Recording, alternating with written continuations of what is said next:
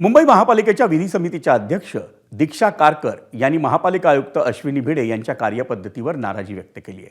दुकानं, आस्थापना आणि मराठी पाट्यांबाबत बैठक घेण्यासाठी 1.5 महिन्यांपूर्वी पत्र देऊनही आपल्याला प्रशासनाकडून प्रतिसाद मिळाला नसल्याचा आरोप त्यांनी केलाय. 13 मे रोजी झालेल्या बैठकीत मुंबईतील दुकानांवर मराठी पाट्या लावण्याची मोहीम राबवण्याचा निर्णय झाला होता.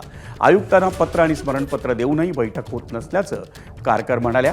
आयुक्तांकडून प्रतिसाद न मिळाल्यानं आता मराठी भाषा मंत्री उदय सामंत यांची भेट घेऊन या प्रश्नावर आपण तोडगा काढणार असल्याचंही कारकर यांनी स्पष्ट केलं. आयुक्तांना न भेटता असं नाही, आम्ही तर भेटायला तयार आहोत ना. आज 1.5 महिन्यापासून तर आम्ही वाटच बघत आहोत की आयुक्त महोदय या मराठी भाषेचा किती विषय गहन आहे, किती जिव्हाळ्याचा विषय समजून घेतील आणि आम्हाला वेळ देतील. आणि इव्हन MC मॅडम जर बिझी आहेत, बरोबर, पूर्ण मुंबईची जबाबदारी त्यांच्यावर आहे, तर त्यांनी AMCना ज्यांच्याकडे पोर्टफोलिओ आहे त्यांना फॉरवर्ड करावं आणि त्यांना मीटिंग घ्यायला सांगावी. आज 4 AMC त्या ठिकाणी आहेत.